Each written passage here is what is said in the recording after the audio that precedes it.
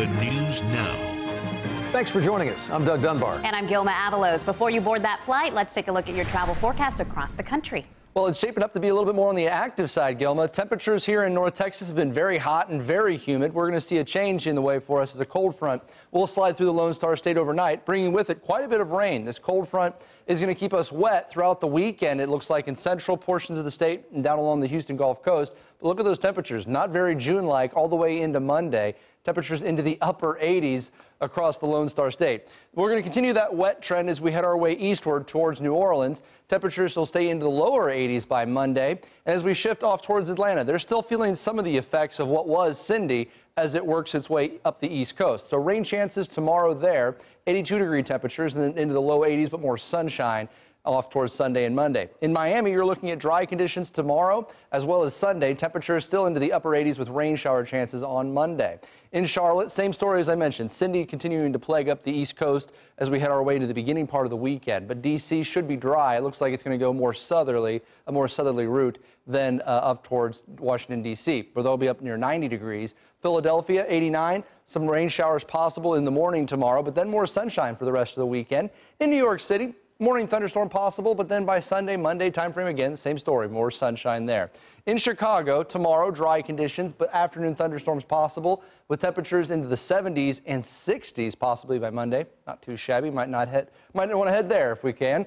Denver, we're looking at mid 70s, upper 70s by Sunday and into Monday. Now, Phoenix, that's where they've been dealing with the extreme heat. No 120s in the forecast, but they're not far off of it at 116 throughout the weekend, 112 by Monday. Same pretty much story in Las Vegas, just maybe a few degrees cooler. In Los Angeles, more sunshine again the next couple of days. A few clouds tomorrow for the beginning part of the weekend, but otherwise, Doug, should be a fairly nice forecast. Okay, Wes, thanks very much. 2 weeks from now, the city of Dallas is going to remember those killed and injured during that July 7th ambush a year ago.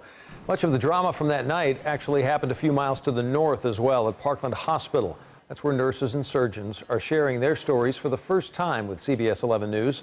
J.D. Miles now with more just outside Parkland. Parkland Hospital activated its Code 3 disaster mode on July 7th of last year, locking down the ER during the most challenging night in the hospital's history.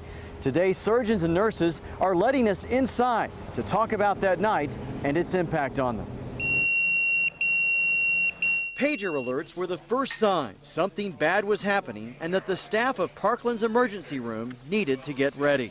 We all carry these pagers still, and the trauma disaster page went off. Dr. Brian Williams was working.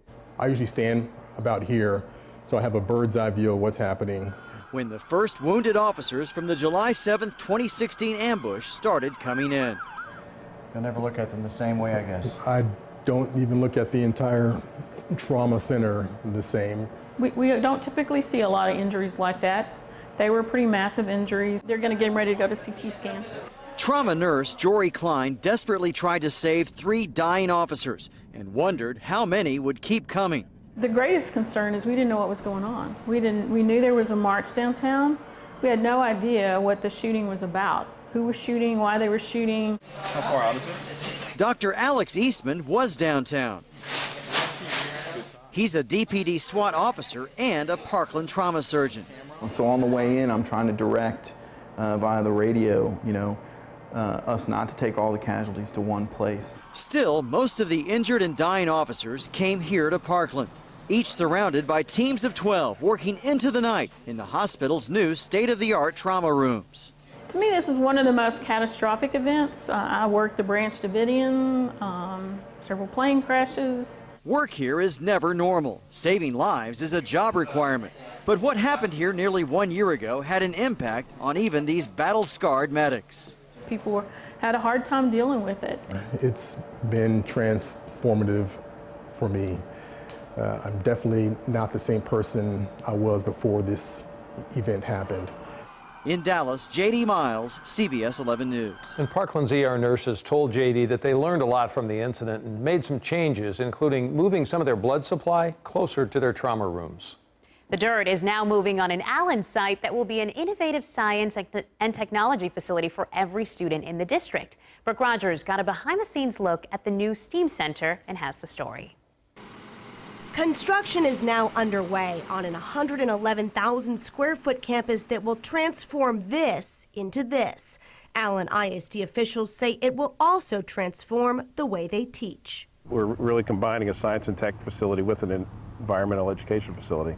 The nearly $40 million STEAM Center, Science, Technology, Engineering, Arts, and Mathematics, will serve as a satellite site for Allen High School. 2,000 students a day will participate in courses such as robotics and automation, aquatic science, and architectural design.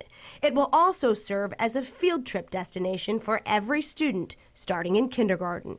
They'll see anywhere from hands-on building activities, hands-on maybe working with soil samples, maybe walking pathways similar to that you would see at the children's portion of the Arboretum. It's not just a nice facility. We're trying to excite the younger kids about science. And to help them learn and thrive in an ever-changing, technology-driven world. We're developing kiddos and we're working with kiddos to prepare them for jobs we don't even know exist right now. The STEAM Center should be completed and ready for field trips in winter of 2018. The high schoolers will begin using it in August of 2019. In Allen, Brooke Rogers, CBS 11 News.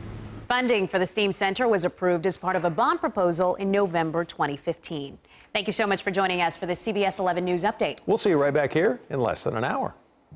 This has been CBS 11.